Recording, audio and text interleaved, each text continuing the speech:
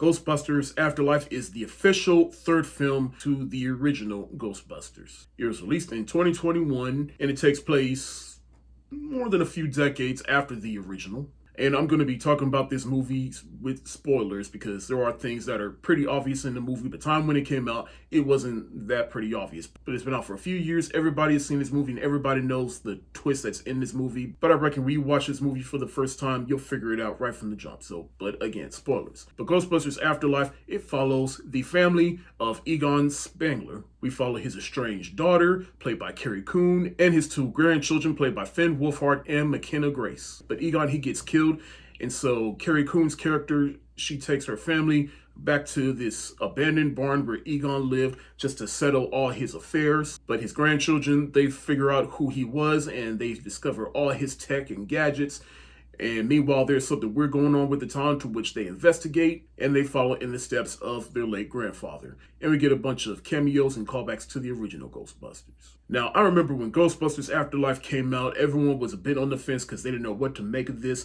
But of course, everyone was relieved to know that this is more so a continuation of the original Ghostbusters movies. And then after watching it, people figured out that this movie is not only a nice continuation of the original films, but it's also a celebration of the Ghostbusters franchise while also giving us something new. And I am here to report that that is a statement that I agree with because, yeah, this is definitely a celebration of Ghostbusters. And yes, this film is Easter egg heaven. There is a lot of nostalgic references to the originals, almost to a fault, in which might be a little overwhelming for a lot of people and could be a negative for a lot of people. I know all the Easter eggs and references was a huge negative for a lot of critics and even some fans back when this film came out. And that's totally fine. I get it. A movie should still be a movie and not be a nostalgia fest. But that being said, hey, what's wrong with giving the people what they want? And like I said, this film is essentially a celebration of the Ghostbusters franchise, even right down to the director,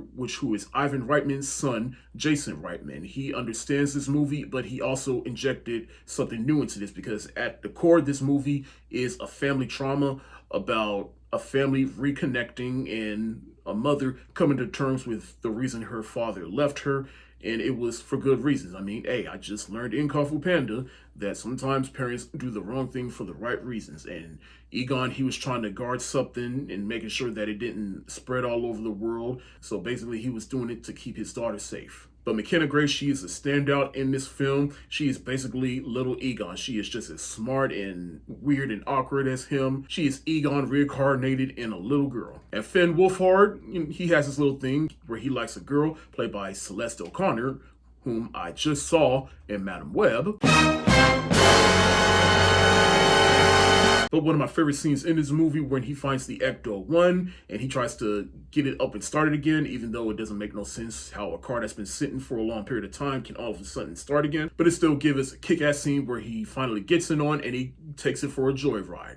I also like the tone of the movie in which it goes back to that balance of seriousness but also funny.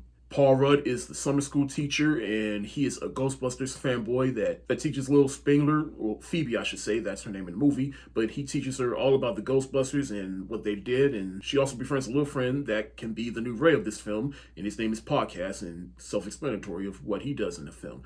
But he helps Phoebe restart the Ghostbusters again. They get their first bus, and it is just great. Like, that's one thing I can always say about these movies is that the first bus always feels good. And I don't mean that in a dirty way, you pervs. The biggest thing this film has of Ghostbusters 2016 is the blend of CGI and practical effects. This film definitely goes back to the practical effects, particularly with the demon dogs at the end. Now, there are cameos in this movie in which the original actors are playing their original counterparts. First person we see is Janine, in which she's handling all the money for Egon after he passes. But then at the very end of the movie, which is my favorite part, the original Ghostbusters return. Bill Murray, Dan Aykroyd, and Ernie Hudson suited up with proton packs and everything, and it's just like they just picked up where they left off. But like I said, the ending of the movie is my favorite because Egon is back as a ghost. He handles all his unfinished business. He makes amends with his friends and his family, particularly his daughter. And I just love how he just finally descends into the air, and then